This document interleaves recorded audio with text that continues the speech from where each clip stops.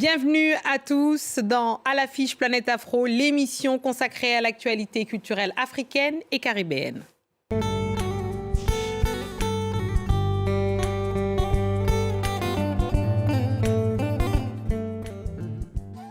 Au menu de cette émission, un invité d'exception qui a réussi à porter dignement le nom de son père tout en se faisant un prénom. Surnommé le Hendrix du Sahel, le guitariste malien mêle les rythmes du blues, de la culture africaine et américaine entre modernité et tradition en près de 20 ans de carrière. Il emporte ses musiques depuis sa ville natale de Niafunké au Mali et écume avec ça toutes les salles du monde, et il part d'ailleurs en tournée avec son dernier album, Les Racines. Vieux Farka Touré, merci et bienvenue chez vous. Merci beaucoup. Ça me fait plaisir de vous recevoir parce qu'évidemment, je vous adore, j'adore tout ce que vous faites. Alors, on va revenir un peu sur vos débuts, on va dire, et sur votre carrière. Vous êtes né dans une famille malienne sans rail, donc de nobles, n'est-ce pas? Oui. La musique y était omniprésente. Votre père était guitariste de légende qui a remporté d'ailleurs plusieurs prix à l'international, tourné sur des scènes partout dans le monde. Pourtant, il ne voulait pas que vous fassiez de la musique. Est-ce qu'il vous a dit pourquoi? Bon, alors, merci beaucoup de me recevoir d'abord. Je vous suis beaucoup si vous êtes aussi ma star. Donc, voilà. Donc on est entre stars là. On s'aime bien, donc voilà, c'est bien, donc ça c'est marche un peu bien. ça. Oui. Et vous savez, c'est pas parce qu'il ne voulait pas que je joue de la musique ou que je sois sur la scène. Mon père, il était quelqu'un de très, bon, je dirais, exceptionnel. C'est pas parce que je suis son fils, mais c'est parce que j'ai voyagé avec lui, donc je sais un peu comment il était. En fait, lui, il n'a jamais été à l'école. Donc il ne savait ni lire, ni écrire. Et son problème avec les agents de tournée, les agents, les managers, les trucs, c'était que on lui tendait des papiers et il signait. Et il ne savait pas qu'est-ce qu'il signait en fait. C'était ça son problème.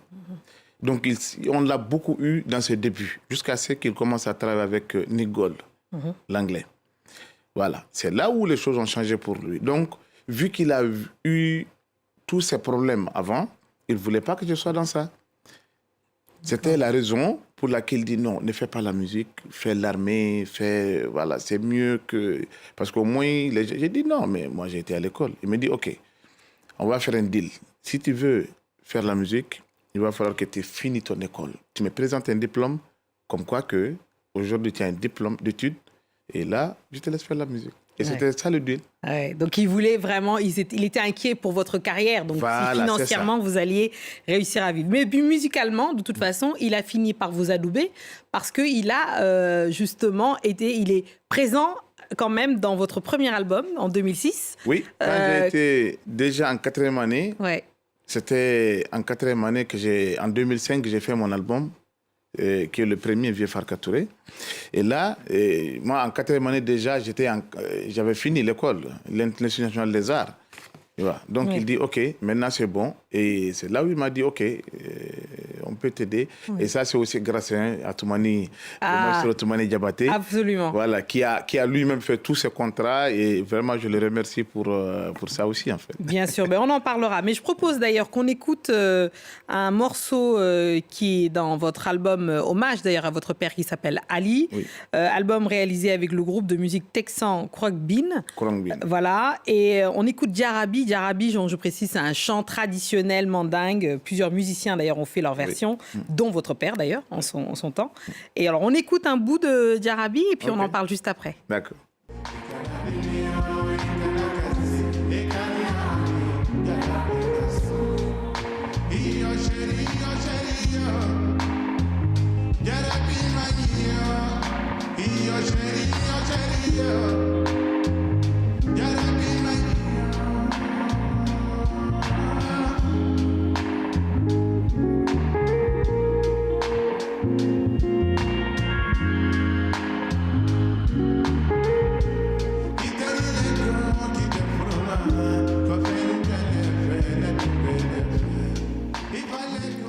Parlez-nous de cet album, justement, Ali, en hommage à votre père.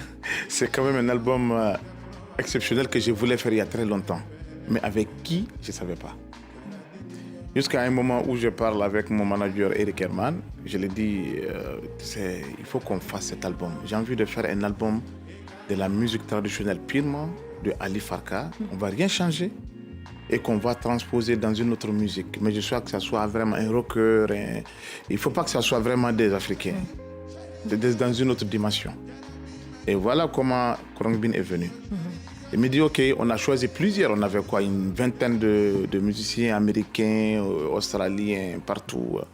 Mais Khourangbin était en concert en Angleterre et j'étais là. Et on s'est dit, OK, ils m'ont dit, bon, est-ce que vous pouvez aller voir Khourangbin en concert? Ben, je suis parti, j'étais épaté. Les gars, ils ont encore cette sonorité africaine. Même s'ils sont américains. J'entends ça. J'ai dit, ça peut être intéressant. Ouais. Bon, on verra avec eux. Mais après le concert, j'étais surpris. Ça qu'ils sont.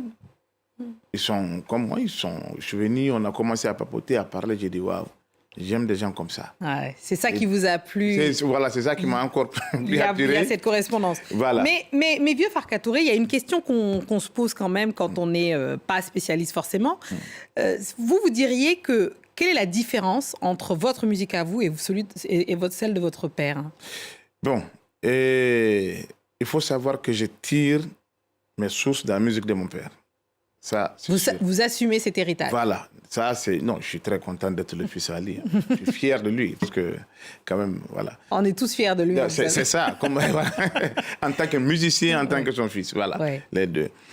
Donc, du coup, moi, je pense, la seule différence, nous sommes des jeunes, voilà, donc, et c'est la nouvelle génération.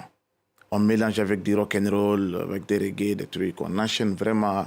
Eux, ils étaient plutôt traditionnels.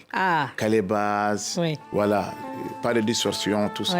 Et c'est intéressant parce que donc votre père, il assumait cet héritage et cette culture malienne, d'ailleurs, et il voulait la mettre en valeur avec Outoumani Diabaté, Salif Keïta, Amadou Ampateba, d'ailleurs, dont il a repris des textes, il a aidé à faire des textes. Rokia Traoré aussi, c'est aussi quelque chose qui vous tient à cœur. Alors, si on voit l'album Ali, on sait que c'est Abdoulaye Konaté, hein, évidemment, on reconnaît le maître. Il faut lui rendre un grand hommage, parce que c'est que peut-être les gens ne savent pas, Abdoulaye était un très bon ami, un frère de Ali. Et le jour où on avait besoin de lui, je suis parti chez lui, je lui ai dit, bon, tonton, on fait comment pour l'habillage de cet album?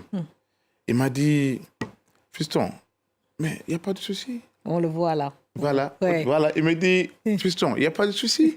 C'est un être exceptionnel. Et pourtant, les Américains ils disaient non, on va lui payer combien? Je lui ai dit, si jamais on parle d'argent à ce gars, à qui il doit faire un geste à son frère, on ne va jamais l'avoir. Il va très mal le prendre. Il va très mal le prendre, donc, absolument. Il n'y aura rien. On va chez lui, on lui demande tout simplement. Et franchement, je vous dis, j'ai encore l'album que tout le monde a signé, que je n'arrive même pas encore à lui donner parce que je n'arrive même pas à le voir. il est tellement occupé. Il est très occupé, absolument. Et moi aussi, je suis toujours en voyage. Tout le monde a signé un album pour dire, bon, ça, c'est notre remerciement qu'on va lui donner. Et franchement, aujourd'hui, au nom même de moi, Vieux Farka, Khourangbin, voilà, et la famille, on lui dit merci sur ce plateau. Je suis sûr qu'il l'entend et qu'il le reçoit et il le mérite amplement. Le maître Abdoulaye Konaté. Ah non, ça c'est... c'est un maître. Alors, parlons de l'album Les Racines, celui qui est la star de cette tournée, justement, européenne. Je propose qu'on écoute un extrait de Gabou Nitié. Gabou Nitié. Et qu'est-ce que ça veut dire? C'est un soreil, c'est-à-dire il faut savoir là où tu mets les pieds. Ah, ça c'est intéressant ça. Ça c'est intéressant pour moi ça. Il faut savoir là où tu mets les pieds. On écoute et on en parle après. Écoute.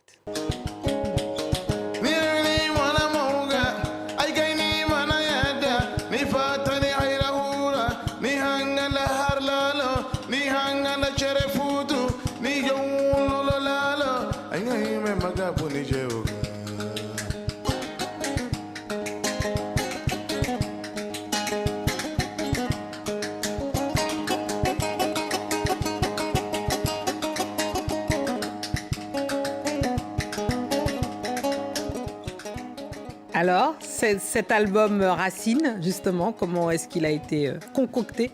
Bon, c'est l'album parce que les gens me fatiguent, d'ailleurs comme vous. Vous me dites, ah non, on aime bien Ali, on veut que vous faites quelque chose comme Ali. Bon, c'est comme ça que c'est venu.